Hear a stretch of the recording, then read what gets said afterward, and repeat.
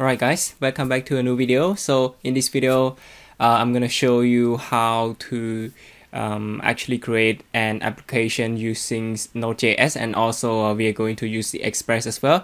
If you haven't watched the previous video about the introduction to Node.js, then please go ahead and have a look at what it's all about. And in this video, I'm gonna implement these things. So right now, as you can see, this is the Express NPM, the library. So we are going to use this Express for our web framework that work with Node.js itself, and we're going to use this as the backend. And we're going to use the other one as well. So this one is the Nodemon, and I'm going to explain you what this one does and how can we actually use it. So as you can see that the weekly download right now, here is one of the most popular Node.js framework. So it's been like 10 million downloads already for this week, and here's all the documentations that you can have a look. But without further ado, let's get into it. So right now I'm going to create, so now let me navigate to the drive D, and I'm going to create a new folder called so this one stands for make directory, or try to create like a new folder. I'm going to call it as Node.js Express MongoDB, a little bit long, but you get the idea. So MongoDB, and what I can do right now, I can just navigate to that directory, Node.js Express MongoDB. So now I'm in here, this directory, and in order to get this up and running and install it, so what I need to do first is to just do an npm init, and then it's going to build the JSON file. And now it asks me the package.json, and it asks me like the package name, the version, description, entry point, as the index.js, and the test command, git directory, keywords, author. You just click enter, and then it's going to build all of these things, and eventually we click on the enter button just to agree on this. Or if you want to have like a shortcut, then what you can do, you can just do like npm init, and then just like this, so that you don't need to click on those enter multiple times. So now let's head into the Visual Studio and see what's the code look like. Alright, so now I have already opened this folder, the Node.js Express MongoDB inside my Visual Studio code, and you can see that it create this package.json with all of this information. So next step here, I'm going to install the Express itself. So what I can do, just do the npm install. This stands for install Express. Now I'm installing the Express library, and once it's done, let's see what are we going to do next. Alright, so now it's been installed. It tried to install the package log file and also all of this module, node module that required for this Express. And next step here, I'm going to create a new file called app.js, or some people just call it as the index.js. That should be fine as well. And now I'm going to type all of this necessary code and explain you what all the code does. Alright, so now I have declared the Express itself, and I'm going to put into a variable and eventually put it as the objects, and it's inside this app variable, and then I just do the get, and this is the directory that you can see. I'll show you in a minute. And also this stands for the request, and this is the response, and this is what inside all this that we're going to write all the necessary function. And for these things, this is like the ES6 function. We can also do something like this as well, but for this tutorial I'm going to show you with this way. And now let's see, I'm going to type this. All right, so now this is the response. Whatever that we try to hit this endpoint, then it's going to give the response to the user, which is the welcome to Express tutorial. And also for the app that listens, right now I declare this as a 5000. So this is stand for the port 5000. We can just specify whatever port that we want. Normally people just do like 3000 and whatever. And then after doing all of this, I'm going to head back into my terminal, and then what I can do to run this, I can just do like node, since I call it as app.js, then I can just do like node app.js. And now you can see that it tries to show me this listening on port 5000. And now I head back to my browser and then 5000, and this is the response that I get from that. So it says welcome to Express tutorial. And now you can see that it's that simple for installing the Express as the backend, and also how to show text on the browser itself, and it run on the local 5000. So next step here is so whatever that I'm going to change, let's say welcome to Express Node.js tutorial, but when I click on the Control S to save this data, then you can see that nothing changed at all. So the reason is that we need to restart the server again and again every time that we make change, and it takes a lot of time. And I just want to show you how can we restart that. So I'm going to restart that. So it's going to be node and apps, or I can just type .js. It's like a shortcut. So now I need to do this again, and it says listening on port 5000. When I refresh, you can see that the change I already made. And I'm not going to do this again and again, so there's like a library to do that. So it's called Nodemon. So for this tool, it just have developer that we don't need to restart or to type that again and again. So what it does, it can just try to automatically restarting the Node application when file change in the directory whenever that is detected. Okay, so now before getting into that, I just want to show like a quick shortcut which is here inside the node.js. You can see that this is the test, and now I'm going to remove this, and I just put it as start. So in here, I'm going to type the shortcut as node apps, or it can be node app.js.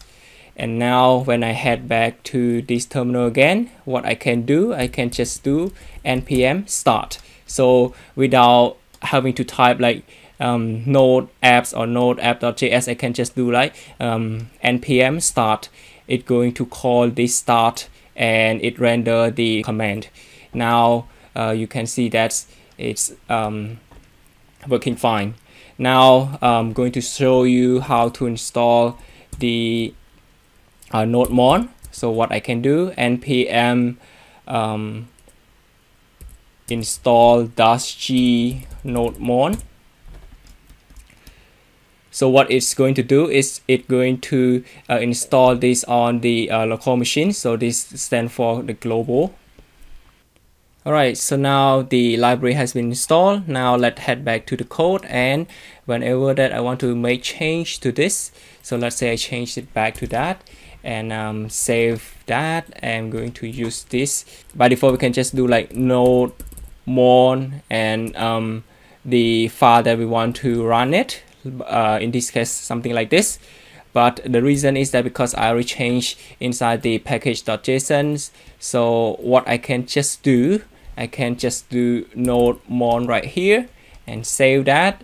So I already changed this as in here. So now here I'm going to do the NPM Start. It's going to call the Nodemon. As you can see that it says to restart at any time, enter this and also it's try to watch all of the file inside that directory, the directory that we are right now, and it watch for the extension JS and JSON file as well, and it starts with this command. So node apps dot here. So now when I refresh,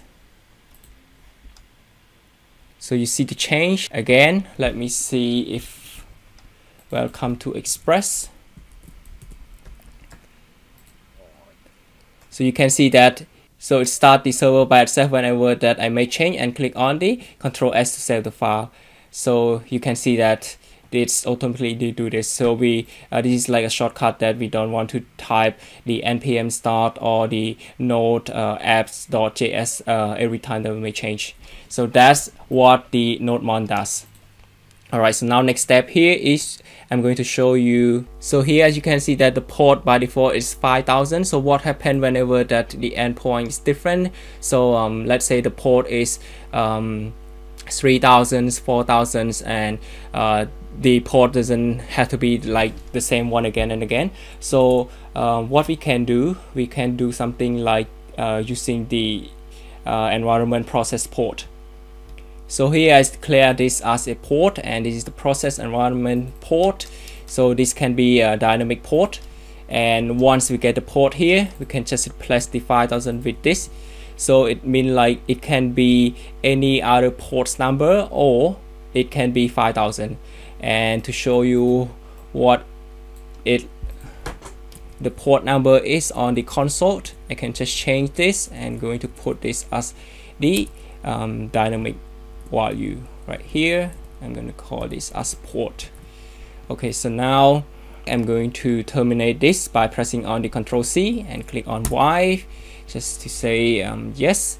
And now what I can show you is to try to change the default port, which is 5000, to something else. So what I can do, I can just press on the set keyword and set, and then the ports right now I just set it to 8080. So we try to set the existing port to 8080 port numbers. For this one, it only works with the Windows OS, and if you are using Macs, then what you can do, you can just try to change this to export. So now change back to the set 8080, and then right now I can just do npm start to start the server again. So now when we try to see the port, you can see that now it's running on the port 8080 but not the 5000 anymore. And this is the purpose of having the environment.port or the 5000 port.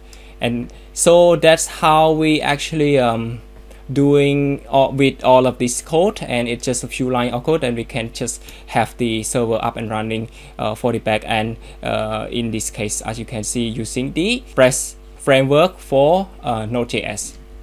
Okay, so now next step here is to create a new router. So in this case, normally people just do it like a API and then whatever this is. So I'm going to call this as courses, and then create the request and then response. So inside here I do the same, which is the sends request. Inside here I'm going to create like an array. Click on the save. Now let's head back to the browser and then see what can we see on this API courses. Alright, so as you can see that it says the size cannot be reached. The reason is that we already changed the port to 8080. So now when I head back to this, you can see that this is the result of the array 1, 2, and 3. And now if you remember back then, I created a tutorial on using the React, and there's like an array, a list of courses. So now let me show you the code that we previously looked at. So this is a list of courses with all of this information as and the key value pair. So what I can do, I can just copy all of this and then just place it inside our Node.js value right here. So now I paste that, click on save, and before seeing the result, I just want to show you one application called the Postman, and we use this Postman to test out whether our backend or API is working properly. Now I just change these themes back to the black color, the dark one. Now I can just do like making a request. Here I just call it as Node.js Express, and first of all I'm going to create a new one as well. So here Express MongoDB. I'm gonna put that inside here and save this. So here we got one request right here, so it's called Node.js Express, and what I can do, I can just copy this existing link and put it underneath here. So there's like a get request right here, so when I try to hit this send button, it's going to send me the request with all the value that we just entered, so which is here a list of costs that you see just here, and it also showing underneath the Postman application here. So this is all the value that we want to see. Let me refresh this before getting finished this video. So here's all the value that we just see, which is the same one as the one that show on the Postman. Alright, so now we have create like a simple Express application as the backend. So here's what we've done so far, and here you can also notice that it is not like a dynamic value, it's just like the hard-coded data. And I just want to show you how this works in this tutorial, but in the next video we're going to create like a dynamic value that a user can actually click on to get the information coming from the back end, and we will look into how to create like a CRUD operation. So in the next video we will look into the MongoDB, and we will choose either one of this. So it can be using MongoDB Altas, or we can use the MLab. So this is like a database as service for the MongoDB, and both of them are actually, there's like a free trial that we can try it, and we will look into whether we use this one or this one. So that's pretty much it for the tutorial, and hope you learn a little bit about the how to create and using the Express framework as a backend for the Node.js, which is one of the most popular framework out there. And see you guys in the next video.